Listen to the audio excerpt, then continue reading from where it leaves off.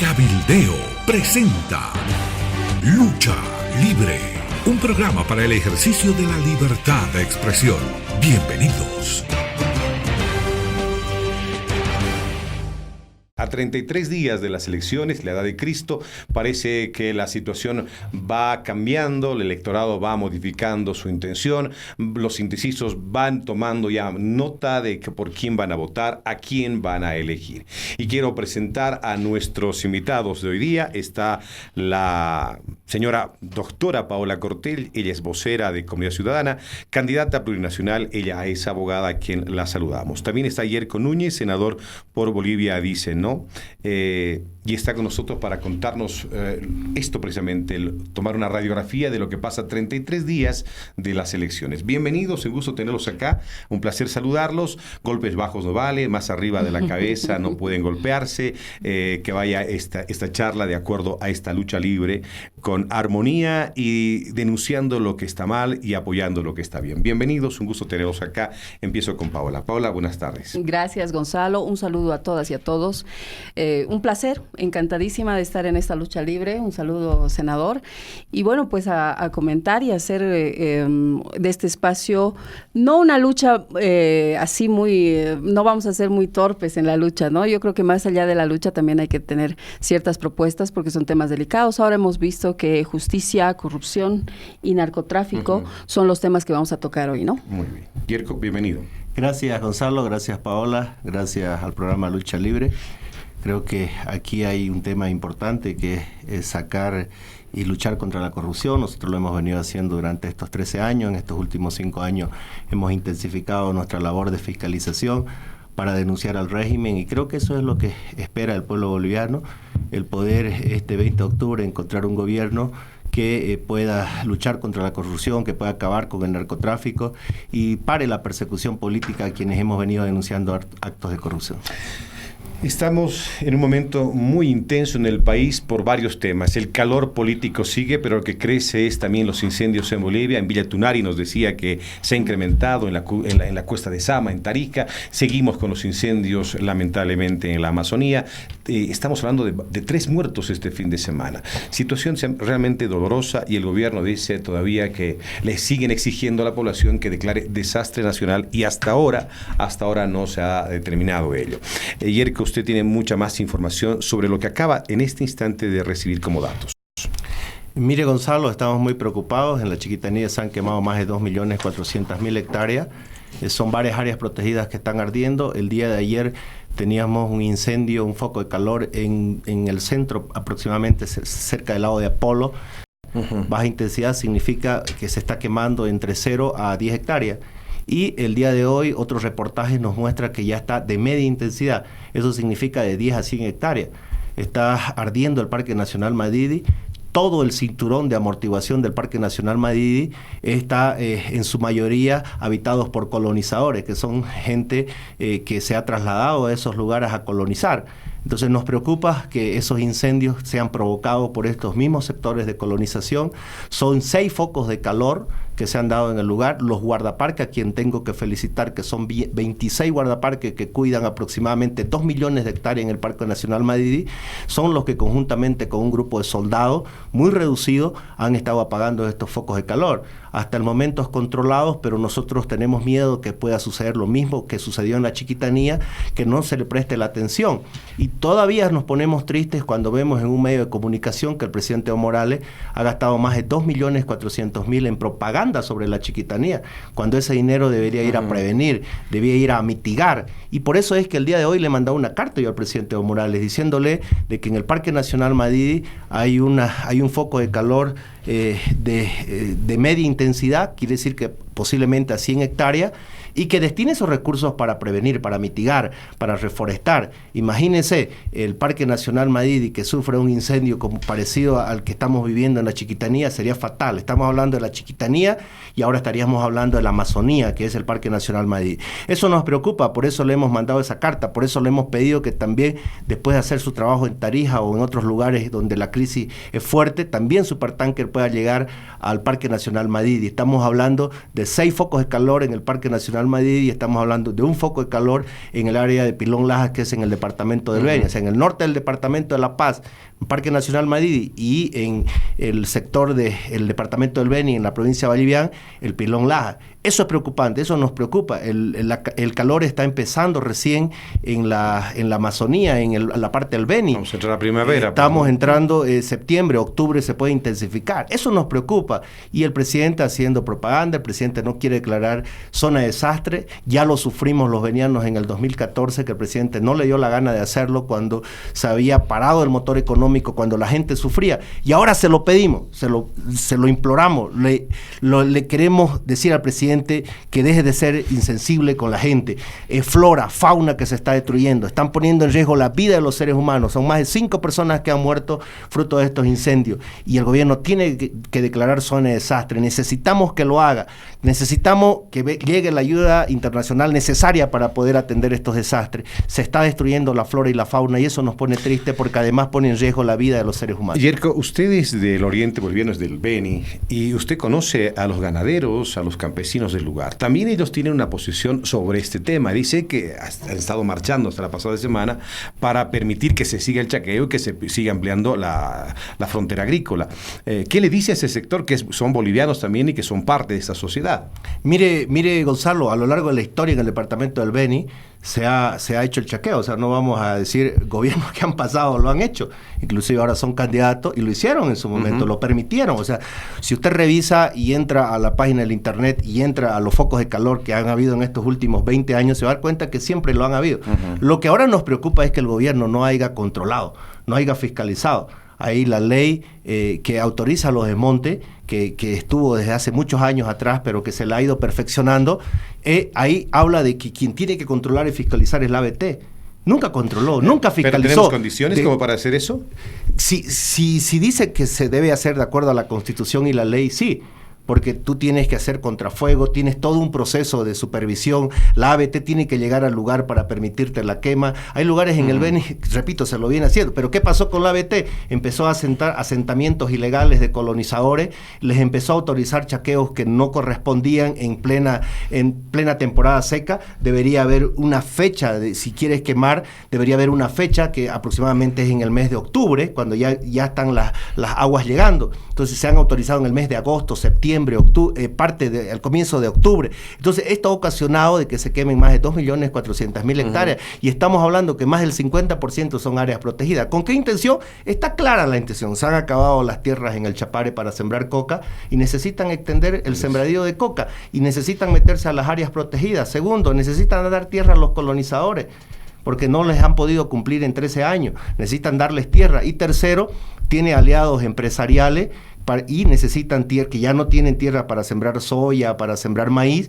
y les han dado esas tierras, les están dando esas tierras para que puedan extender su territorio. Entonces, pero no ha habido incentivo de parte del Estado para poder incentivar la producción en nuestro departamento y en Santa Cruz. Entonces están buscando nuevas tierras, y ahí es que han dejado más de 30 días, se estaba quemando la Chiquitanía, gritaba la gobernación de Santa Cruz, todo el mundo gritaba, y el gobierno, que tiene competencia sobre esto, no hizo nada. ¿Por qué? Porque está claro que lo que querían es que se quemen estas tierras para que lleguen cocaleros, para sembrar coca, para darle a algunos empresarios que son aliados del movimiento al socialismo. Muy bien, gracias, senador. Paola, usted es candidata a diputada plurinominal.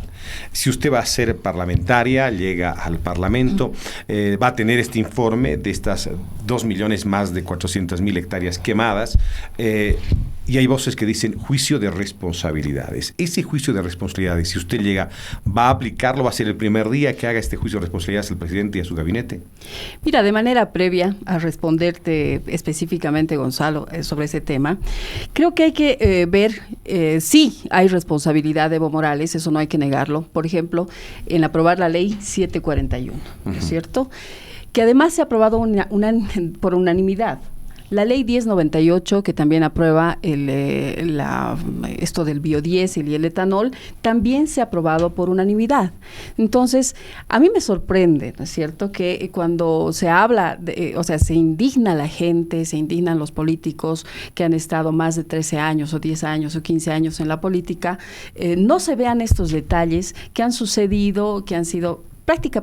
prácticamente se han coludido, digamos, la oposición. Está diciendo que son malos legisladores los que están ahí trabajando no han visto, en este instante. yo creo que no han visibilizado el desastre. Pero tienen tantos años de hacer esto, ¿no? Entonces, lo que está diciendo ustedes, culpables también son los parlamentarios que han legalizado y no observado esto. No han observado esto y no han observado, por ejemplo, leyes tan terribles. Bueno, de estas yo estoy segurísima que se han aprobado por unanimidad, ¿no? Seguramente las otras deben haber observaciones. Por ejemplo, la ley que amplía, ¿no?, la revisión, la verificación de la FES, de la Función Económico-Social. No recuerdo ahorita el número de la ley.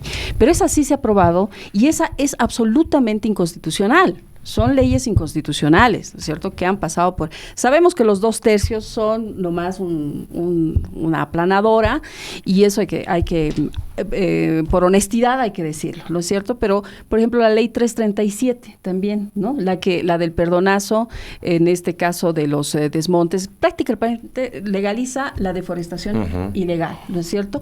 Hay varias normas, varias leyes que quizás necesitaban también reforzar la denuncia por parte de la oposición y además que son inconstitucionales. Nosotros como comunidad ciudadana sabemos de la inconstitucionalidad de estas leyes, de las cuales yo cito, por ejemplo, la ley 1098, también transgrede y vulnera el artículo 24 de la ley 300 de la Madre Tierra. Es decir, es una incoherencia tener una ley del biodiesel que está en contra de toda una filosofía, de toda la Constitución, etcétera, ¿no?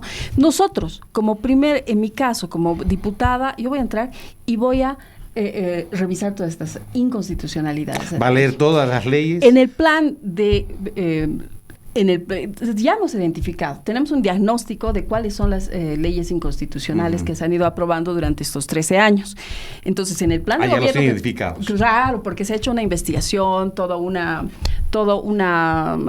previa, digamos, a hacer todo un plan de gobierno, ¿no? Y creemos que uno de los puntos neurálgicos de lo que está sucediendo, por ejemplo, en temas ambientales, como lo que señalas en la Chiquitanía, esto de los incendios forestales, es justamente esta flexibilización, digámoslo así, de la normativa ambiental a favor de ciertos sectores. La élite de los agronegocios, por ejemplo, es la más beneficiada y tiene como bien apuntaba el senador, tiene una alianza ahorita con el gobierno. Entonces, por supuesto que no van a permitir, por supuesto que es muy fácil anunciar una pausa, por ejemplo, ecológica, ambiental, pero no abrogar, ¿no?, la ley 741 o el decreto supremo 3973, porque eso les costaría votos al MAS. Entonces, eso no se va a hacer.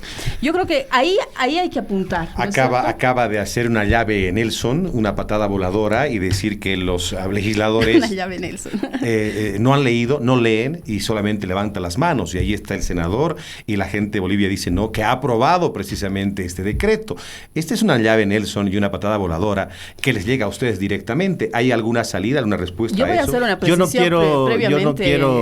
yo no quiero entrar en esa polémica, porque si no tendría que atacar también a quien fue presidente de este país, ¿no? Esta es una lucha libre. Y no es mi intención, ¿no? Hubo alguien que fue presidente, el cual es el partido al que se postula Paola. Pero ser bueno siempre ser directos y claros. Fue presidente del 2004, si no me equivoco, 2005, y a ver qué hizo sobre este tema. Y si usted se fija, los focos de calor de ese tiempo eran igual o peor a lo que estamos viviendo. Se quemaron varias hectáreas. Yo no quiero echar la culpa en este momento a los legisladores, yo le quiero echar la culpa al ABT, al gobierno.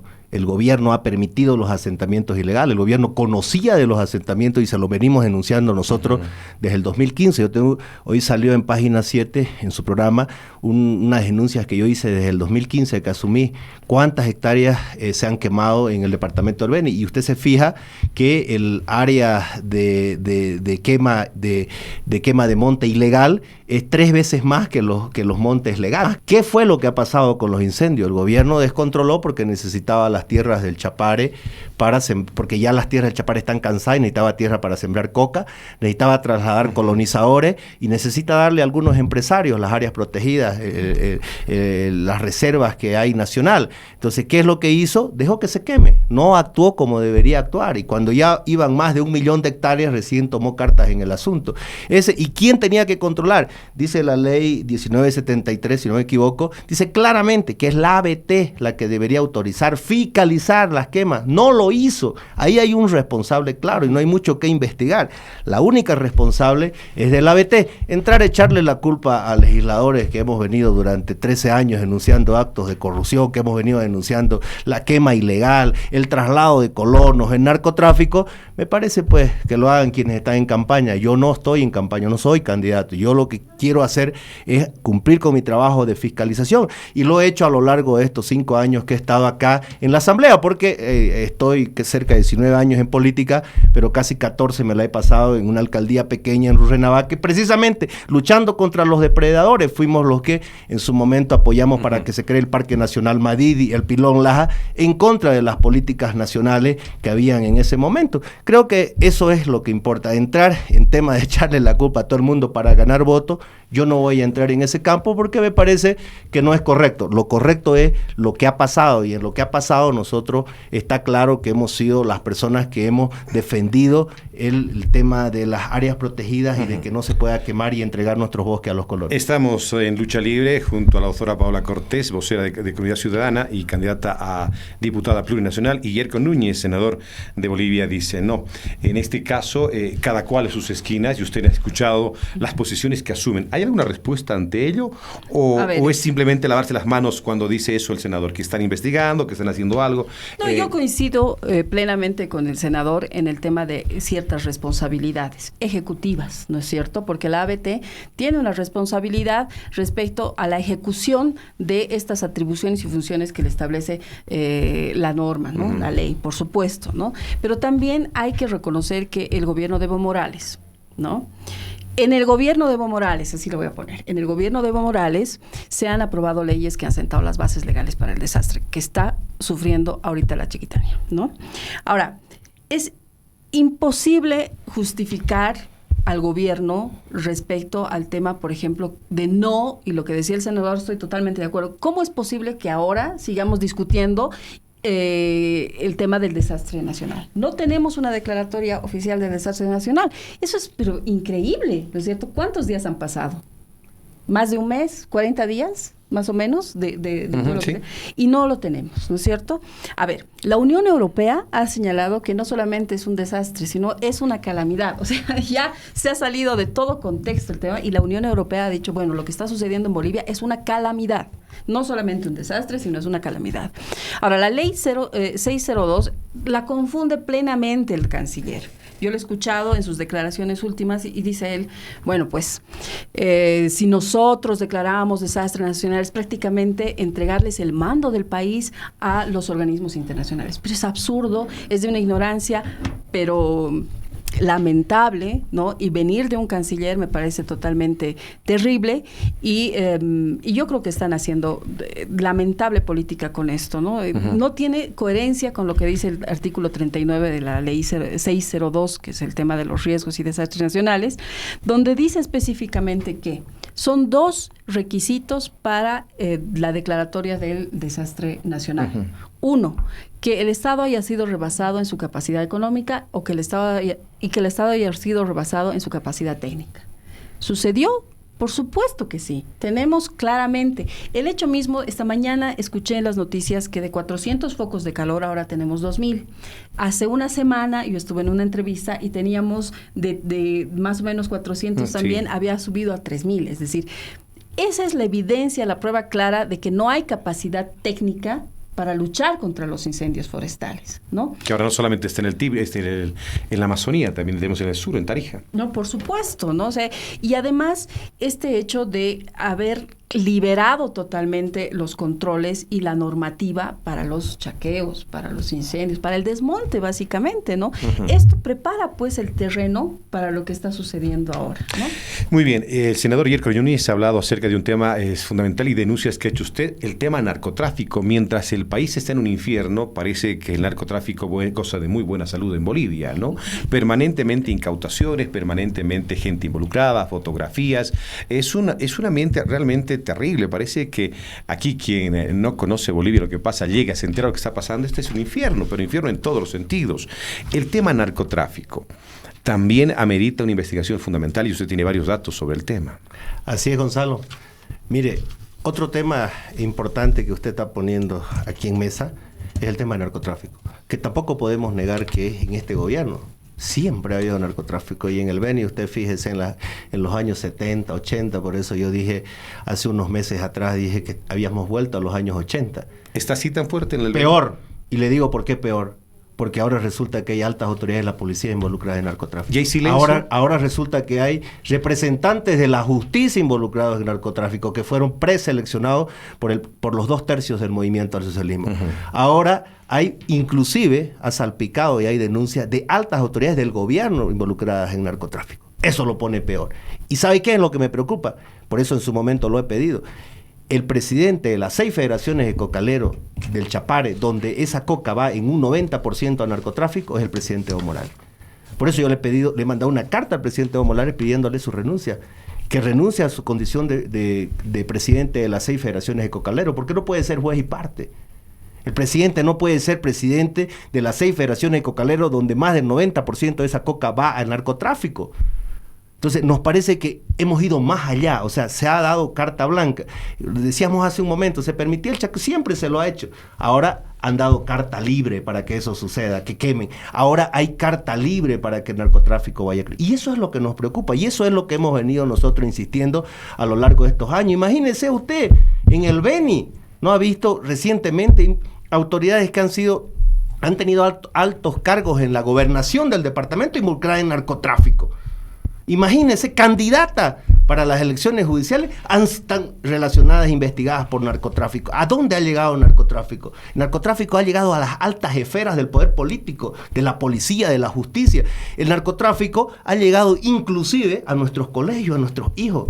Están ahí porque usted puede ver en el Beni, ¿no? Hay jóvenes, inclusive, que están llevando cocaína al colegio. Entonces, ahí está en riesgo no solamente en el tema político, sino está en riesgo también el tema de nuestra juventud, de nuestra niñez. Y eso es peligroso. Por eso nos preocupa de que no se haya luchado contra el narcotráfico y más bien se le haya dado rienda suelta. ¿Por qué? Porque ahí tenemos policía, ahí está Sanabria. Ya se ha hecho prácticamente normal. Pero normal, altas autoridades involucradas, medios se investigan entre ellos, por eso siempre dije yo en los medios de comunicación, entre bomberos no se pisan la manguera. Resulta que el fiscal investiga al juez, el juez y el fiscal investigan al policía y todo se queda ahí en familia, todo se queda en simplemente investigación o en el archivo o en la gaveta. No hay una investigación, por eso necesitamos un nuevo gobierno que de verdad luche contra la corrupción, que de verdad sean personas que nunca hayan sido gobierno en este país, que sean personas nuevas, que le den lo que decía Paola no hace rato, ¿no? Ella es nueva, primera vez en política. Eso necesitamos en nuestro país. Necesitamos alguien que gobierne este país, que no haya sido presidente, alguien que no haya gobernado en el pasado y que de verdad pueda luchar contra la corrupción, que tenga las manos limpias para enfrentar todos los actos de corrupción de este gobierno y cómo ha fomentado el narcotráfico que nos hace tanto. Muy bien. Ambos han tocado el tema del narcotráfico, han hablado del tema de la hoja de coca. En ese sentido, Paola, ¿qué oferta, qué propone Comunidad Ciudadana en torno a la ley que está vigente en el tema de la hoja de coca? ¿Qué va a pasar con el Chapare y los cocaleros? ¿Qué va a pasar con los yungueños? ¿Cuál es la ley que realmente van a hacer prevalecer? ¿La 906 o la 1008? ¿Cuál es la propuesta que tienen? Porque es un sector del país que se quede o se vaya Evo Morales, hay que trabajar con esta gente. A ver, nosotros proponemos un desarrollo ético en muchos aspectos, ¿no? Y uno de los pilares, digamos, de este desarrollo ético es justamente revisar estos parámetros, estos datos que tenemos. Por ejemplo, la ONU, en este caso, hizo un informe hace un par de años, ¿no? Donde señalan que más del 90% de la coca que se cultiva en Bolivia es para un destino no lícito, correcto, narcotráfico, así de claro, ¿no es cierto? Con ese dato, por ejemplo, que no lo refuta el gobierno, sino más bien lo acepta, tenemos pues ya el diagnóstico hecho de que esto no está bien. no está de acuerdo a lo que nosotros queremos, hacer un desarrollo ético en todos los sentidos. En el tema específico del narcotráfico coincido plenamente y creo que todos no podemos negar esta vinculación que tiene el gobierno con el narcotráfico, ¿no es cierto? Hay estos casos. Perdón, un paréntesis. ¿Qué significa vinculación del narcotráfico con el gobierno? ¿Qué es lo que quiere decir? Hace poco, la más reciente, voy a empezar por la más reciente. Hay una, sabemos que digamos las fotos no son una prueba, ¿no? Pero ¿cuál es la cercanía? Presentó me parece el diputado o senador Monasterios del Tomás. clan Rodríguez con el presidente. Una foto, ¿no es cierto? Tenemos el caso, por ejemplo, las fotos no son pruebas, sin embargo, ¿no? del clan Terán inicial. Margarita hace Terán. mucho tiempo, exacto. Una persona que fue justamente su asambleísta por el movimiento al socialismo y tuvo toda una vinculación con, bueno, me parece que las hermanas o los hermanos de Margarita Terán estuvieron incluso purgando una culpa, sí, ¿no?, respecto al tema de narcotráfico. El asunto es muy complejo, Gonzalo, amigos. Es muy complejo porque hay además otras señales, ¿no es cierto? Por ejemplo, Paola Quiroga, ¿no? Me parece que se refirió a ella, creo que era candidata, pero es una vinculación. Hay otros casos, el caso de Oscar Nina, por ejemplo, el caso de Medina, Sanabria, que son policías, son cercanos, han sido cercanos a los puestos de poder y de decisión de este gobierno y están involucrados en el narcotráfico. Paola, ¿este es un estado, narcoestado? Es muy duro ese término, ¿no? ¿Cómo se califica entonces? Porque me está dando varias relaciones vinculadas al narcotráfico en el gobierno. Entonces, ¿qué es? A ver, con la claridad que está hablando? El gobierno es parte del Estado. El Estado tiene varios elementos. El Estado tiene el elemento de la población, del gobierno, del territorio, ¿no es cierto? Uh-huh. Uno de estos elementos está absolutamente contaminado con el narcotráfico, y lo voy a poner de esa manera, ¿no es cierto? Porque hablar de un narcoestado es decir que la población también estaría involucrada en el narcotráfico, y eso no es cierto. Todos estamos luchando desde cada una de nuestras trincheras contra este mal, ¿no es cierto? Entonces, nosotros, ¿qué proponemos? O sea, hay que erradicar el narcotráfico, pero creo que a estas alturas, y estamos totalmente conscientes de que necesitamos una colaboración a nivel regional. El gobierno nos ha estado diciendo todos estos 13 años que somos un país de tránsito.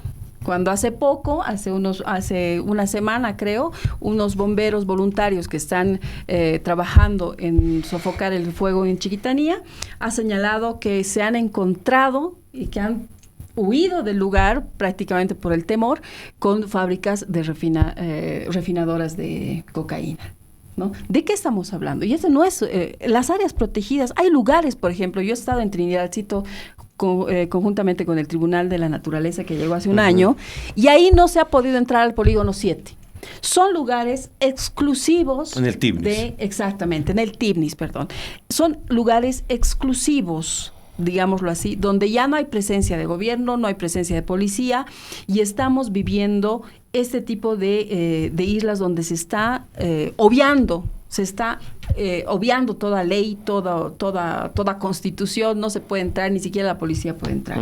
Eso nos llama, más allá de llamarnos solamente la atención, nos parece terrible, es una alerta que hay que combatirla. No podemos, yo creo, hacernos ser ciegos a esta realidad, y creo que una de las cosas importantes que hay que hacer una vez que entremos al gobierno es hacer una red de alianzas con los países vecinos para luchar contra este delito, porque es un delito también transnacional. Rescato lo que es colaboración de los países vecinos, hacer una colaboración regional, dice usted, el tema del narcotráfico. Pero después de ese diagnóstico, esa tomografía de lo que pasa en el narcotráfico y Bolivia con el narcotráfico, le vuelvo a preguntar, ¿qué ley va a aplicarse, la 906 o la 1008? ¿Cuál es la propuesta que tiene Comunidad Ciudadana sobre el tema? Y si van a erradicar la hoja de coca en el Chapare. A ver, yo creo que hay que hacer una auditoría también a cómo se han llevado las instituciones que están, por ejemplo, DICOIN, digamos, ¿no? Que es una institución dentro del Estado que se supone que es una dirección que hace este tema. El Viceministerio de la Coca. ¿Cómo ha sido el procedimiento? ¿Cómo están haciendo las licencias? ¿Cómo otorgan las mismas? ¿Se están obedeciendo se están haciendo procesos también, por ejemplo, a los que infringen la norma? Se llega a un resultado, se hace cumplir la norma desde esas instancias. Creo que una parte de nuestro trabajo tiene que ser también ahí, institucionalizar, más allá del tema de la norma, ¿no? Institucionalizar también estas instancias, por supuesto, que tienen y toman decisiones, ¿no? No hay que claro, tienen entonces, no hay nada atribuciones. claro en torno a la 1008 o la 906. Tenemos que estudiarla, ¿no? Porque es un sector obviamente conflictivo, pero se tiene que revisar, ¿no es cierto? Porque además las circunstancias en las que se ha aprobado la 1008 y las circunstancias en las que se ha aprobado la otra norma son distintas el día de hoy, ¿no es cierto? Además tenemos informes internacionales. ¿Con cuál estamos entonces vigente? Ahorita estaríamos, se ha derogado en parte la 1008, ¿no es cierto?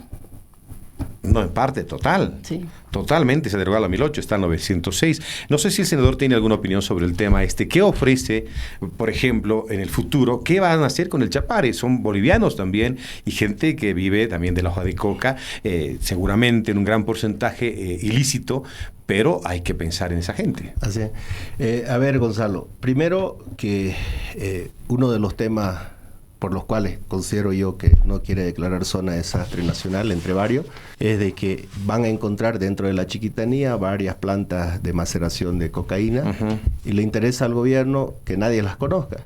Al llegar la cooperación internacional a nuestro país, descubriría, pondría en evidencia varias plantas de producción de cocaína, entre otros temas. Segundo, decía Paola, más del 90% de la coca en Bolivia va a narcotráfico. Yo creo que más del 90% de la coca del chapare. Hay que ponerlo claro, porque hay algo que en la misma 1008 reconoce, que es la coca tradicional, que se utiliza para Culico, originaria, que es la coca de los Yungas en el departamento de La Paz, ¿no? Entonces yo creo que, y yo hablar de la 1008 para mucha gente es Estados Unidos, porque eso es lo que nos ha vendido el gobierno, pero yo creo que el gobierno tiene que acabar con el tema de la coca del chapare, porque obviamente si va más del 90% para narcotráfico, pues hay que acabarla. O sea, no tienes por qué fomentarla. Hay que erradicar. Y hay que erradicarla.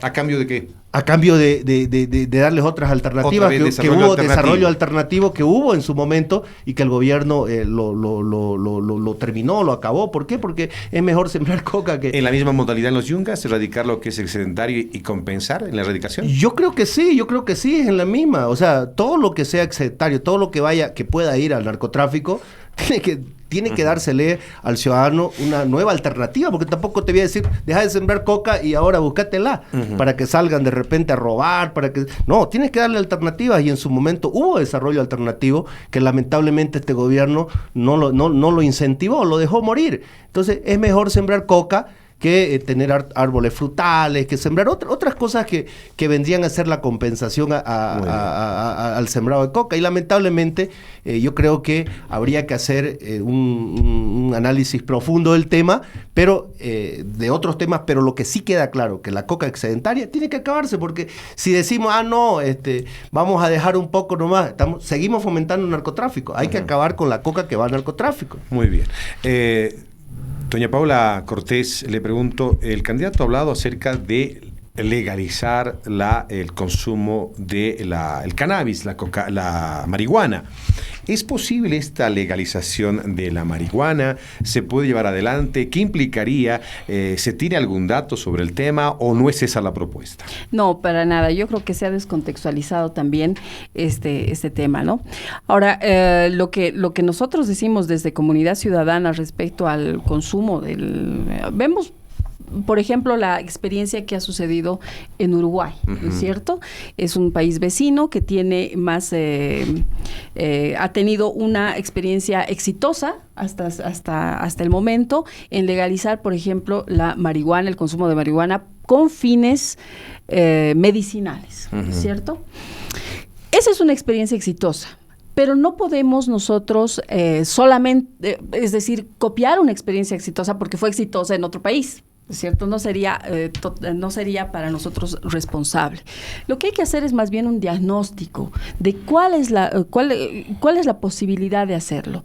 No es el planteamiento de Carlos Mesa no ha sido vamos a legalizar, o como usted lo ha puesto ahorita, Gonzalo, ¿no? Que se plantea la legalización de los... En ningún momento se ha señalado eso. Yo creo que esos temas bien delicados hay que tratarlos de esa forma, de manera responsable.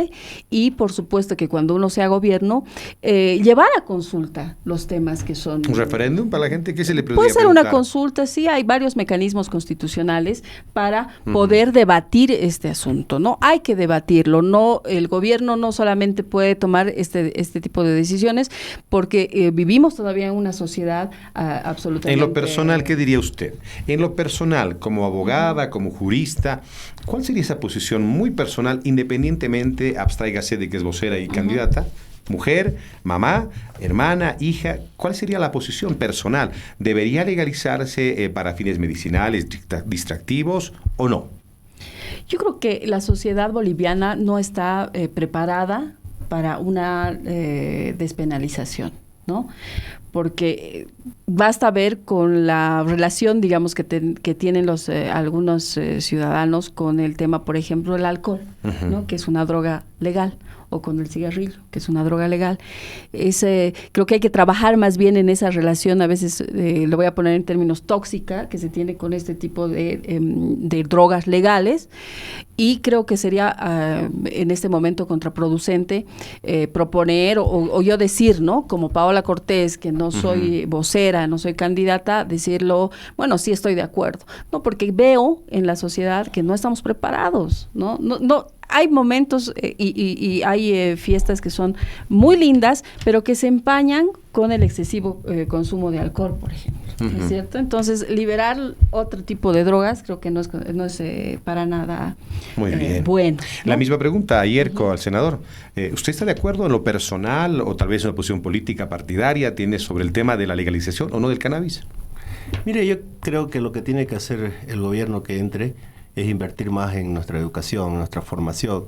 Creo que somos una sociedad que no está preparada para ciertas cosas y lo que tenemos que hacer es prepararnos y definir en lo futuro. Por ahora creo que ni siquiera deberíamos pensarlo, deberíamos estar preocupados de mejorar la educación, de darle salud a nuestra gente, trabajar en un tema de seguridad ciudadana, generar empleo en este país. Creo que estamos muy mal en estos 14 años que hemos vivido una época de bonanza económica fruto de los precios de los hidrocarburos. No es la plata que llegó fruto de la nacionalización, fue los negocios que hicieron anteriores gobiernos y que se benefició este gobierno a partir del año, bueno, empezó con Carlos Mesa y terminó ahora con Evo Morales, que llegaron los beneficios, ¿no? Y que no lo han sabido utilizar, lastimosamente lo han despilfarrado, comprando palacios, comprando autos blindados, comprando helicópteros para trasladarse de San Jorge hasta Plaza Murillo, para comprarse camas de más de 21.000 bolivianos, para comprarse veladores, donde supuestamente es la oficina, ¿no? En la compra, por ejemplo, un poquito para recordarle a la gente, en la compra de la cama del presidente en Palacio, decía para actos protocolares y sala de reuniones, que eran los muebles. Y yo no sabía, ahí recién me enteré, que en la sala, que el presidente parece que recibe a sus invitados desde su cama, ¿no? Porque no tendría que haber en un palacio, en una oficina, cama. Bueno, Chito Valle los tenía también, ¿no? Sí, pero está preso, ¿no? Está preso, claro, y tenía. Estamos hablando ahora de 18.8 millones de bolivianos en compra de muebles. Claro. Entonces, esas cosas yo creo que deberíamos enfocarnos antes de pensar en que si legalizamos otros temas. O sea, estamos tan mal en nuestro país que debería preocuparnos primero lo básico, la educación, la salud, la seguridad ciudadana, generar empleo en este país. Y de eso es precisamente lo que quiero preguntarles, porque después de los diagnósticos que escuchamos, que la gente los escucha, a los candidatos, a los políticos, quiere propuestas que sean contundentes, que sean serias y que realmente sean factibles, no diagnósticos ni tomografías de lo que pasa en el país. Y a eso quiero llegar con Paola Cortés. ¿Cómo seduce a los jóvenes? Porque los jóvenes de 18 para adelante son los nuevos votantes. ¿Qué hace Paola Cortés? ¿Qué hace su partido para seducirlos, para hablar? Porque acabo de escuchar que habría que trabajar en la concientización, a pensar después, son los jóvenes que están inmersos en el tema de la droga, que consumen el alcohol, el cigarro, la marihuana, la cocaína. A esos jóvenes se les tendrá que hablar con algo y decir algo. Usted que es parlamentario, usted que quiere ser parlamentaria, ¿cómo seduce al joven que nos ve o a la gente que nos ve? A ver, nosotros tenemos claridad sobre ese tema. Nosotros somos un movimiento ciudadano en base a ideas y causas. Esto último de las causas es un elemento sumamente importante para acercarnos, por ejemplo, a los jóvenes, ¿no? Causas. Por ejemplo, el medio ambiente, ¿no? El activismo pro derechos de los animales, ¿no? Esta forma de comunicación también que tenemos, que tienen los jóvenes respecto a las TICs, ¿no? A las tecnologías de informáticas y de comunicación últimas. Son elementos, son causas que han reunido a muchos jóvenes en torno a comunidad ciudadana. Hay mucho respaldo de la juventud porque les interesan estas causas. No les estamos diciendo nosotros programa de gobierno aburrido, etcétera, ¿no? Que esto, que el dato, que el diagnóstico y que después se va a hacer esta ley, esta norma. Son causas que unen a los jóvenes a comunidad ciudadana. Este tema del medio ambiente para nosotros es un pilar y no solamente como una causa asumida por nosotros, sino como un compromiso además. Y creo que esa es la lectura que está haciendo la juventud de comunidad ciudadana a través de los candidatos de Gustavo Pedraza, de Carlos Mesa y por supuesto de los otros candidatos que somos aquí en La Paz, en Santa Cruz. Tenemos muchos jóvenes que son candidatos y candidatas y tienen una trayectoria en el activismo, ¿no es cierto? Por causas ambientales, por causas... Ahora, de hecho, y esto es medio diagnóstico, Gonzalo, te voy a decir, los jóvenes ya no se interesan, por ejemplo, en heredar el puesto del banco de su padre, ¿no es cierto? Claro. Ya no están interesados en trabajar, además, en entrar a trabajar a una institución pública. Ellos, su idea, y esta es una base en la que nosotros también planteamos el plan de gobierno, es empezar de cero. Ellos quieren emprender solos, empezar de cero, cometer sus propios errores y creo que ahí nosotros les podemos ayudar muchísimo porque tenemos un plan justamente así, ajustado a esas nuevas necesidades, utilizando por ejemplo también en el tema de la educación, ¿no es cierto? Estas hermosas tecnologías como tenemos el internet, la computación, estamos desperdiciando mucho material y muchas ideas porque no estamos, y voy a poner una palabra, ayornados, digamos, con lo que piensan y quieren los jóvenes. Lamentablemente, el tema del narcotráfico, por ejemplo, o el alcohol, etcétera, han hecho mella en ciertas generaciones, ¿no? Pero eso yo creo que se puede combatir si se les da una alternativa, ¿no? Una alternativa atrayente, atractiva. ¿Tienen? Por supuesto, tenemos todo un plan de una gobierno. Alternativa para los jóvenes que están escuchando. Les estamos ofreciendo nosotros apoyar a sus emprendimientos, ¿no es cierto? ¿Con y qué? Además que puedan... ¿Económicamente? Sí, hay vamos a establecer nosotros un programa específico para que ellos puedan concursar, ¿no? Presentar un proyecto interesante en este emprendedurismo que ellos tienen como característica y el ganador vamos a tener anualmente, digamos, varios ganadores, no tengo exactamente el número de los premios, pero el premio ¿cuál va a ser? El apoyo estatal a que se pueda hacer un proyecto para que ellos puedan generar su propio trabajo, su propia idea, su proyecto, o luchar por su causa. Innovadores y además gente imaginativa, creadora, ¿no? Exacto. Y además Muy en el bien. nivel de la educación también estamos proponiendo que sean bachilleres ya con cierta experticia técnica, ¿no es cierto? Puede ser, qué sé yo, un diseñador, salir bachiller y ya tener una base sólida para ser diseñador gráfico. No sabes en campaña cuán necesario es, exacto, tener un diseñador gráfico que tenga ideas claras, bonitas, limpias, atractivas para hacer tu propia campaña, ¿no es cierto? Entonces, hay muchas perspectivas para los jóvenes si nosotros somos gobierno. Espero que en la siguiente ronda nos diga cómo y de dónde va a sacar el presupuesto. Le digo ahorita, ahorita. Por favor. Son programas que vamos a establecer, o sea, son programas, ¿no es cierto? Estos programas se institucionalizan básicamente, ¿no? Se va a contratar personal, por supuesto, se va a hacer una institución encargada de ¿Un ministerio de jóvenes? No hemos tenido, digamos, el nivel de decir vamos a burocratizar a nivel de ministerio, ¿no es cierto? Pero un programa sí, por supuesto, porque creemos que mientras menos burocrático y menos gordo sea el Estado, también vamos a facilitar muchas cosas. Ahorita tenemos un monstruo como Estado. Así es. Y creo que el dinero se gasta más en temas burocráticos que en realidad en la inversión. Nosotros vemos esto como una inversión social de futuro, ¿no? Apoyar a las ideas, apoyar a las... y la otra pregunta era, eso es el cómo. El ¿De dinero. dónde? Imagínense, tenemos un Ministerio de Comunicación que ahorita se gasta 500 millones en propaganda política. De esos 500 millones pueden salir para muchas cosas. Entonces el dinero está ahí. Estamos contando con esos 500, por ejemplo, ¿no? Sí. Aunque la realidad dice que... En el presupuesto se puede reflejar las prioridades de un gobierno, Muy por bien. supuesto. Yerko, sobre la misma pregunta. Gonzalo, aquí hay un problema muy grande en nuestro país. Es más o menos parecido a un cáncer, que es la corrupción. Yo creo que el gobierno que entre no puede empezar a hablar de levantar el movimiento económico si no para la corrupción. La corrupción nos está matando, la corrupción nos está empobreciendo. Estamos igual o peor que antes. Y lo que pretende Óscar primeramente es acabar contra la corrupción. Por eso necesitamos un gobierno que sea duro, que cree normas, que no tenga una justicia, por ejemplo, que no tenga una justicia, Gonzalo, que esté sometido a los intereses de Palacio y Gobierno, que sea una justicia independiente, que investigue temas de corrupción. Por eso yo le decía, ¿cómo pues entre bomberos no se pisan la manguera? ¿Cómo cómo va a investigar el fiscal? ¿Va a investigar a un juez? ¿Cómo el juez va a investigar a un vocal? ¿Va a investigar a la policía? ¿Va a investigar a un diputado o a un senador que está denunciado por narcotráfico o por corrupción? ¿Cómo pues lo va a investigar si son ellos los que lo eligieron con los 2/3? Por eso, lo primero que hay que hacer inmediatamente entrando al gobierno a partir de enero, porque en octubre son las elecciones, es luchar contra la corrupción. Y para luchar con la corrupción no hay que estar pues involucrado en actos de corrupción del pasado. Hay que tener las manos limpias, las cuentas claras. Es abstracto decir luchar, pero ¿cómo?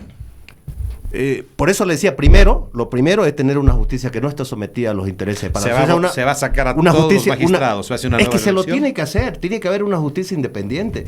Mientras con esta justicia vamos a seguir en la misma, ¿no? Fomentando los actos de corrupción. Por eso le decía, la Asamblea Legislativa y quienes entren de parlamentario ahora, con un nuevo gobierno, porque en estos años ha sido difícil, en estos 14 años, porque el pueblo, que también tiene parte de culpa de todo esto, porque le dio carta blanca al gobierno, dándole su voto y dándole los 2/3 en la Asamblea. Y esos 2/3 de la Asamblea lo utilizaron pues para elegir una justicia que esté sometida a sus intereses, para elegir un ministerio público a sus intereses. La Contraloría la controlan ellos. El órgano electoral, que es el árbitro, el que supuestamente debería darnos unas elecciones imparciales, la controlan. ¿Por qué? Porque tienen los 2/3. ¿Quién se los dio los 2/3? La ciudadanía. Entonces, yo creo que uno de los puntos principales para poder acabar contra la corrupción es tener una justicia independiente, tener una justicia que no esté sometida a los intereses de quien tienen el poder, sean de este o de cualquier otro gobierno.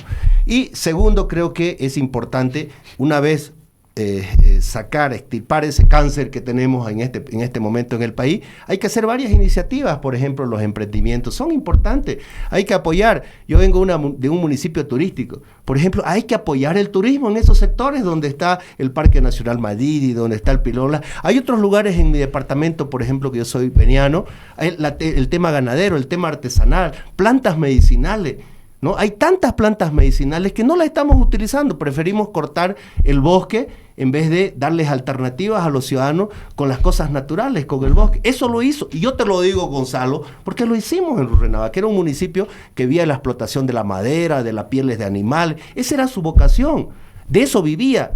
¿Y qué hicimos nosotros? Convertirlo, a conservarlo, y ahora visitan cerca de 50,000 turistas, la gente no tumba ni siquiera un árbol, ¿no? Y está avanzando, o sea, está desarrollando 35 hoteles, más de 40 agencias de viaje, los taxistas, un movimiento económico, una población de cerca de 20,000 habitantes. sacar esos modelos que se han dado en nuestro país, tratar de replicarlos en otros lugares, cada cual en su vocación, ¿no? Agrícola, ganadera, y eso es lo que tiene que hacer el nuevo gobierno, pero primeramente luchar contra la corrupción que nos está haciendo mucho daño. Tengo 5 minutos nada más, me dicen acá en la producción. Paola, se ha hablado de los jóvenes y quisiera preguntarle a usted como candidata, ¿qué va a hacer su partido en torno a la proyección, la implementación del desarrollo humano en ciencia y tecnología? ¿Qué va a hacer por los... A ver, nosotros estamos proponiendo una economía de la inteligencia, básicamente. O sea, ya no podemos seguir en el extractivismo, tener este modelo económico primario exportador, ¿no es cierto?, que solamente es sacar de la madre tierra, de la naturaleza, hidrocarburos, minería. Por supuesto que eso se va a seguir haciendo porque lo que nosotros estamos proponiendo es una transición. ¿Se va a seguir haciendo eso?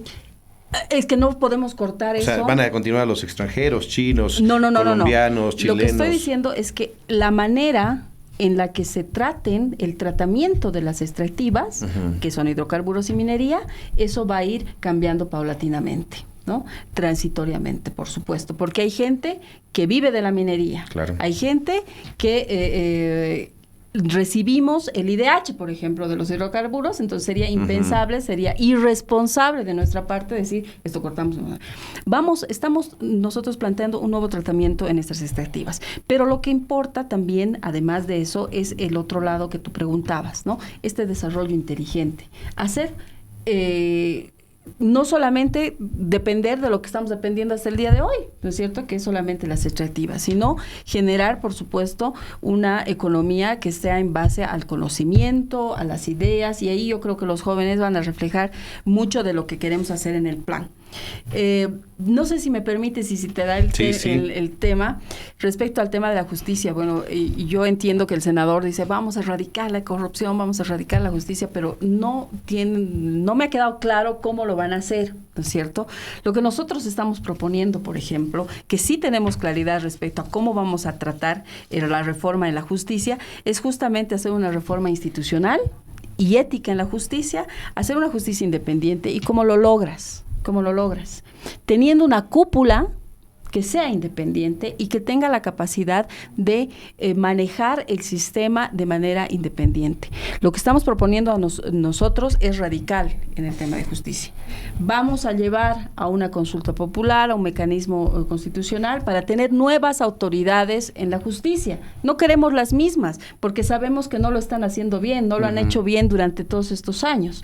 Primero, sacar la cúpula, poner otra nueva que tenga capacidades meritorias y que no tenga contaminación política, que tenga real independencia, pero además generar una reforma, ¿no? En base al artículo 411 de la Constitución Política del Estado, hacer una reforma respecto al tema de la forma de elección de los magistrados, ¿no? ¿Qué propuesta tienen en función de que se dice que el gobierno que entre, esté quien esté, oficialismos o opositores en el gobierno, tendremos una economía realmente pésima?